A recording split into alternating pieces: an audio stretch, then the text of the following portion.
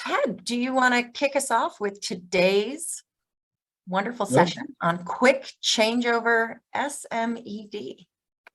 Yeah, I'm very excited today to go over this topic. I think it's one that's really in need from what I see in Rhode Island. So my name's Ted Kennedy. I'm a project manager at Polaris. I'm an industrial engineer. I've done industrial engineering work for many years and got into all types of subjects in manufacturing. So I have knowledge in almost everything at this point. So today we're going to be going over quick changeover, which is part of our series that we've been doing. We did like 4 info sessions over ways of making your factory more visible and making improvements to your operation. And in January we'll be continuing that. We'll be doing a session on inventory, how to control your inventory better and make it more accurate. I'll be doing that along with Erin at the end of January, and then we'll be doing other topics too. So we're just trying to pass on as much knowledge as we can to manufacturers in Rhode Island. So I've like I said, I've gone into a lot of companies who have presses, and it takes them a long time to do a changeover. So when they run the parts, they have to run a large quantity of them to make it economical. So that's what we're going to talk about today. But first, Erin's going to go over some more of our agenda. I will. Thanks, Ted. So, Ted is one of the manufacturing advisors here at Polaris MEP, and the MEP in our name stands for Manufacturing Extension Partnership. And really the idea is that our project managers or manufacturing advisors partner with our clients to deliver training and solutions that will generate measurable outcomes, because that's really our sole mission, is to help you go from chaos to control, or from problem to possibility. And it's all about matching people to the right solution. Sometimes training might be the answer. Sometimes it might be a pilot program. Sometimes it might be a resource. And all of those things that we help manufacturers with are really demand driven. So manufacturers, like those of you on this call, tell us what you need. And what you kept telling us that you needed was to be able to reduce some changeover time. Well, actually what you said was you were feeling stressed. You wanted to produce smaller lot sizes.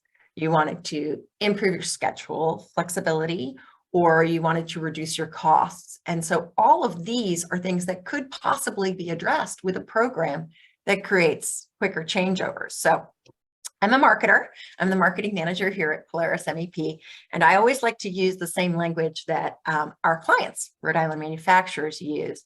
And when I was working with Ted on this information series, I kept chuckling because this specific session had like 4 different terms to it, right? It was quick changeover, and it was setup reduction, and it was SMED. And I said, So today in our agenda, Ted is going to tell you what the heck a SMED is.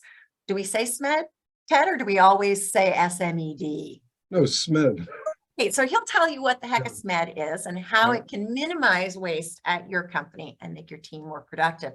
But he's also going to explain a bit of the typical way that people implement SMED. And there will, of course, be time for Q&A, but don't wait until the end. If you have a question, please toss it into the chat function at any time. All right, so that's our agenda. You ready to go, Ted? Yep, let's go. So in the previous series, and just go over it briefly today, there's many different types of waste that are looked at when we try to make improvements using lean. And there's defects, overproduction, waiting, non-utilization of talent, transportation, inventory, motion, and extra processing. So when you look at quick die changeovers, there's often a number of these involved. So that's why I wanted to bring them up. So to make a changeover faster, you've got to look for some of these wastes as part of the process. So why reduce changeover? Does anybody have changeover issues now, or why does anybody on this session, why would you want to do a changeover faster? Does anybody have any ideas or thoughts? If you want to chat in, any thoughts on why we would look at this? Kirsten, Jamie, anybody have, oh, Don says, forgive me, to save money on wasted time. Oh, that's good. Yeah. Yeah. Anyone else? Why are you interested in quicker changeovers and seeing how you could reduce setup time? Is it any of the wastes that Ted may have just mentioned? Well, we change over the way our room is set up for each thing we're building. So how want to try and look at how we can move that around quickly and reduce the changeover time there. Yeah. So Kirsten makes a good point, which, yeah, it's when you're talking about setup, you're not just talking about one die on a press. It can be the setup of a room. It can be other changeover, right, Ken? Yes. My old where I worked before was an automotive parts supplier, and we would have assembly lines where when we changed over one product to the other, there could have been like 7 or 8, 9 machines that were changed over at the same time. So, which adds up to quite a bit. So you want to, you really want to study operations like that when there's multiple changeovers. But yeah, there's definitely a reason to do this, and it definitely saves time and money. So we'll go through a little more of that now.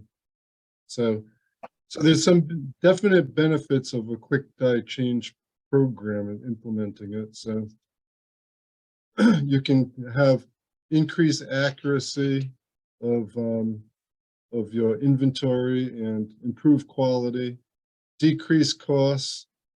So you're lowering the labor time spent doing the changeover.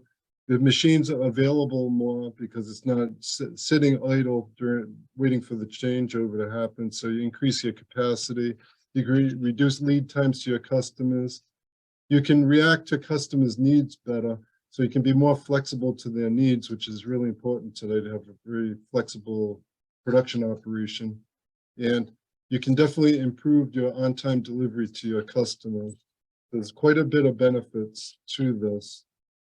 And one question that's always comes up is, how do you measure a changeover? Which is an interesting question, but it's a very simple answer to it. And let me show it to you. So the answer is, you look at the time between the last good piece that came out of the equipment and to the first good piece of the next run.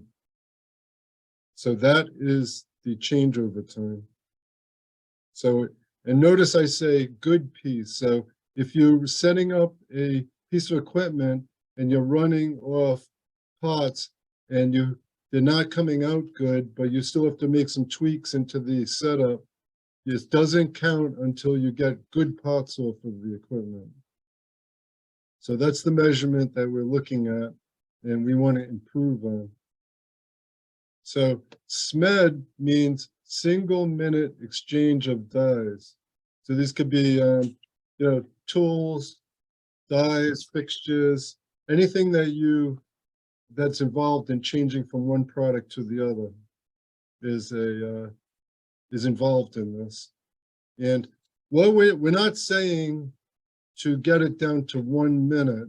What it means is SMED means get it down to one character number like 1 through 9. Anything like 10 and above outside of this. So the goal is to get it into 1 through 9 minutes. So that's what is meant by single minute. So it's not one single minute. It's kind of confusing when you think about it, but it's easy when you consider it that way. So through doing SMED, or single minute exchange of dies, you can dramatically change the downtime of the equipment in your building. So for instance, we have an example here. Before SMED, the changeover time was 2 hours, and after SMED, it was 45 minutes. So based on that, when you're running 8 hours a shift in an operation, you get many more hours during the week of actual runtime. So that's really the goal of this, is to have the equipment available to run more hours during the year. And what's the benefits of that? Well, one major benefit is you can make more production without investing any more money into you don't have to buy new equipment. So when your equipment is at capacity now, you may not have to buy new equipment. If you can decrease your changeover time, you might delay buying equipment for a year or two and meet the next year's demand if it's a little higher. And so that's one of the main goals of doing this. Please ask any questions when I'm doing, as I'm going through this also. So this is like a common breakdown of changeover steps that take place with changing over a die. So there's like removing the die and reattaching it might be 5% of the time. Then you got to center it, make adjustments, gauge things. Then there's 15% preparation, like cleaning up the last job you did, getting the standard work instructions in the next job, getting everything ready, all the tooling for the next job, putting away the old tooling from the prior job, 30%, and then running test pieces off and measuring them until you get a good piece out. And that could take some time to do also. So typically, this is like a breakdown of a changeover. And what does your customer want to pay for on these time groupings? The customer only wants to pay for value-added work. So what is the value-added work here? It's does anybody have any idea? What would your customer want to pay for if they saw you changing over a die to make their parts? Any question? No?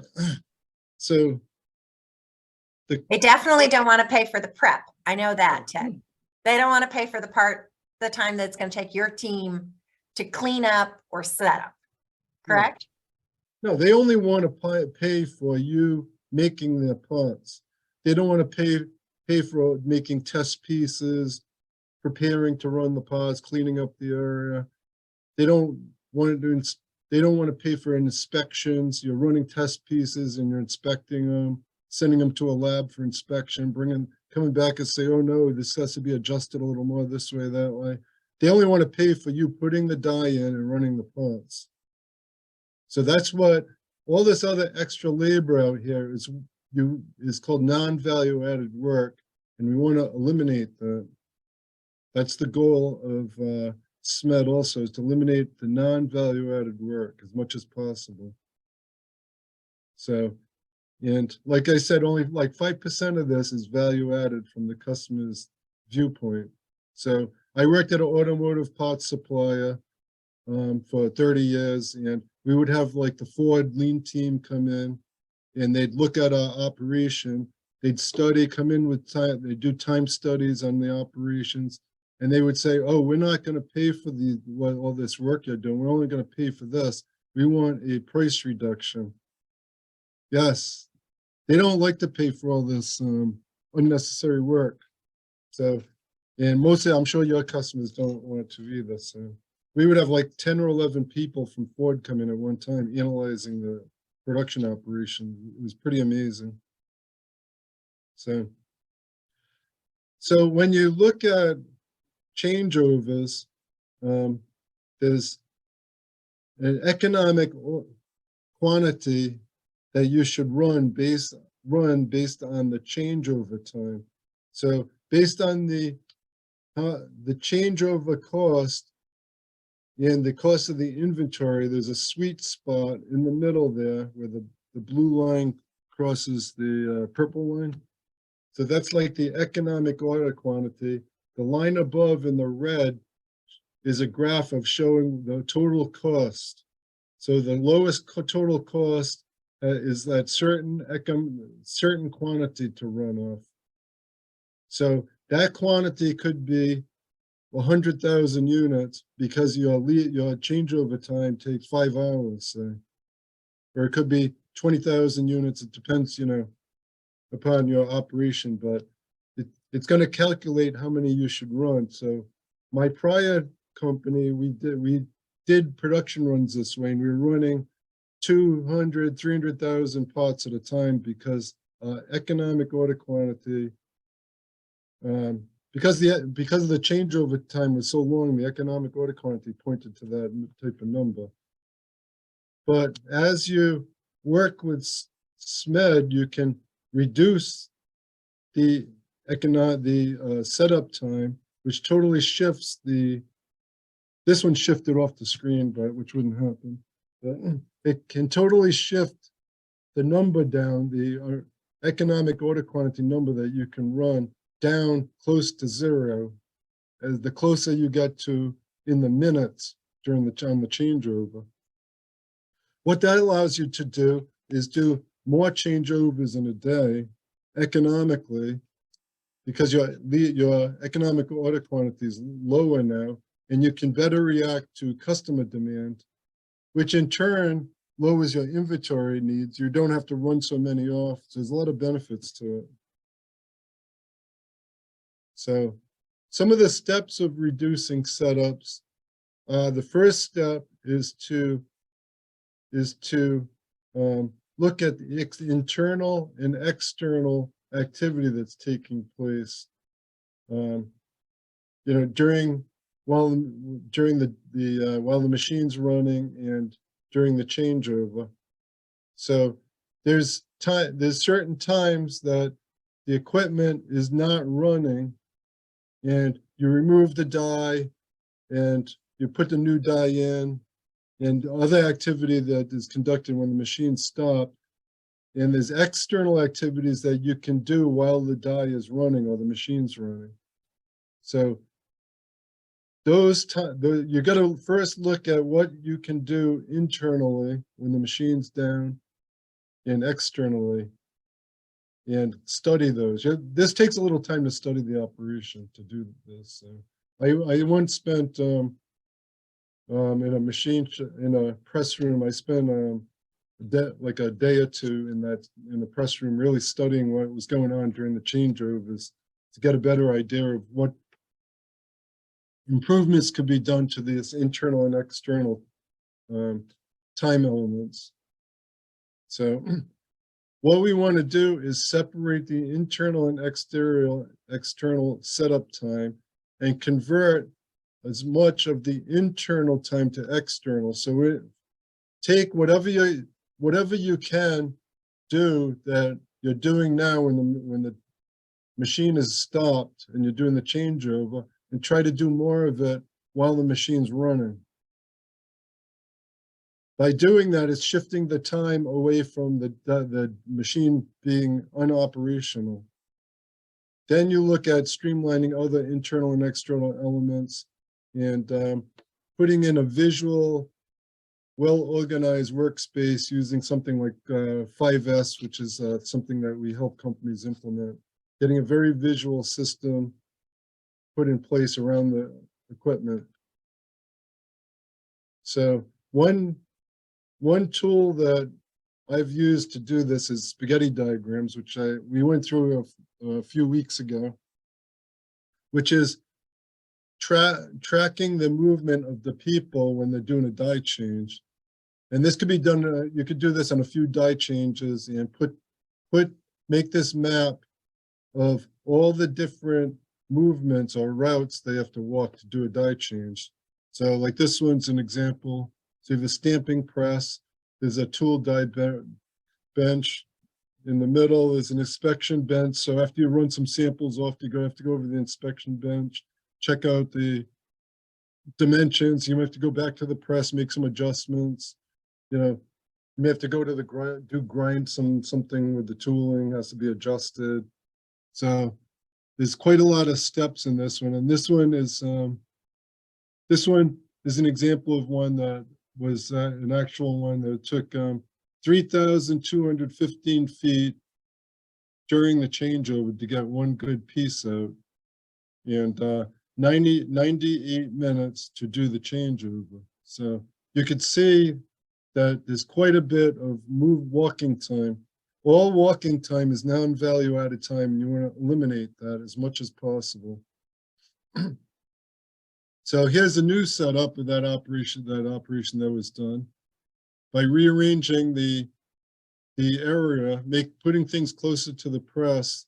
You put things closer, the more active they are, you put them as close to the press as you can, and possibly changing some of the other activity that's going on, making things, changing things, moving things from when the equipment's normally down, trying to make them do them while the machine's running. So we've changed the operated travel distance to 375 feet and 14.9 minutes. So we're not down into the single digits, but it's a dramatic change from the previous way it was run. And you could see from that, now you've freed up your equipment quite a bit during the day. And you can also be more flexible because your economic or run quantity is now much lower because your setup time, the labor cost of doing a changeover is dramatically lower. So it gives you much more flexibility in your operation. So does anybody have any questions on this at all? So Ted, we got one question, and it was, Yes. when you're doing that first thing and you're talking about internal versus external, could you give an example of how you documented what was internal and what was external? Yes, I did this in a press room in my old company. Like I said, it was a big project. We were running hundreds of thousands of pots at a time. And what happened was we would run 200,000 pots, put them in the stock, and then production would take the pots, and they found, oh, there's defects in there. So what happens? You have to scrap 200,000 pots out. So that's one reason, that's a big reason to do this. And so when I studied that operation, I found some simple things, and I'll just give you an example, is when they took the die out of the press, they would take the die out, move it to where it goes into a holding rack. Then they would go to the paperwork, see what job is going to run next. They would find that die, bring it over to the equipment and start setting it up. So the way with using SMED to make that, you could actually do that while the machine's running. So while the machine's running, you could look at the paperwork for the next job, go get the die, bring it over to the equipment, and get it ready for installation in the equipment. And do not put the old die away. Take the old die out, put it to the side, slide the new die in, and if you make some improvements on the setup, maybe you have less adjustments, and then get the die running. So you're not waiting for people to go and get the next die. So you're cutting out all that time during the changeover. So that's a typical example of a simple improvement that could be made. And things like that don't cost any money. That's the beauty of it. You had no investment to do that. That's amazing. So I had one other question that was submitted to me, and it was that once you've defined the new process for changing over, what's a good way to make sure everybody is on board? Yeah, so we would help you create standard setup sheets. These would go with each die would have a setup sheet. It would tell the person setting it up exactly how to do it, where, what adjustments to be made, anything used in the setup would be on the setup sheet. That is another problem. It's good you brought that up because another problem is people do it, the setups differently. One person may do it differently than the other. The times can be dramatically different, and even the quality output could be different. So you want everybody to do it a standard way. That way, you're having standard quality come out at the end. So then if you want to make improvements in the operation, you already have a baseline of what quality you can get out. So you want everybody doing it the same way all the time. So please don't leave this after the Q&A, because we have a little video to show you. That's right. I was just going to say, Ted, you actually gave me a nice segue, because sometimes it's also prepping people ahead of time that a change can really be dramatic and making it visual for them. So you found something that illustrates kind of a before and after of changeover setup time reduction. And I think that that's what you're going to show next, right? Yeah, it's a nice little video. But if you do need help with this, please contact us, because we can help. Awesome. I've done this. Yeah, so let me go through the video. It's pretty. And Don, we are definitely going to follow up with you about your note in the comments about where you were making diagrams of where your modules and labels are, because that's something Ted will definitely want to learn more about and perhaps see with his own eyes. But all right, Ted, show us, what can we see with our own eyes? Okay.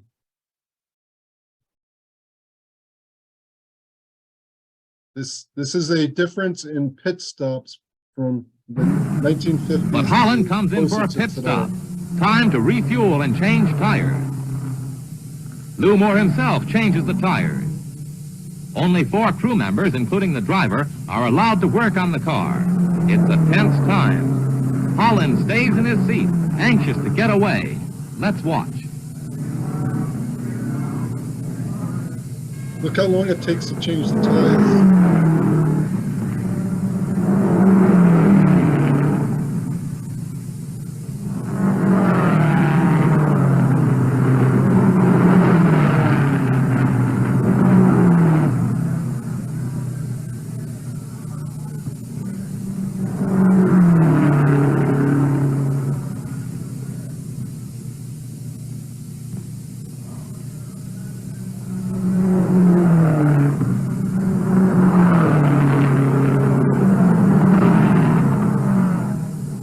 I'm The sure tires are changed at last. A crewman polishes the windshield as Holland moves away just 67 seconds after he stopped.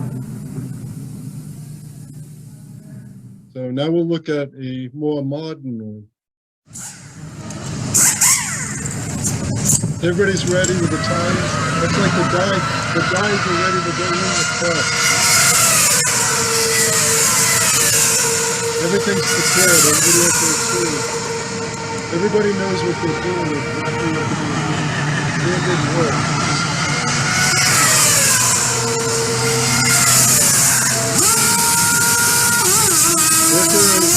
That's what you want.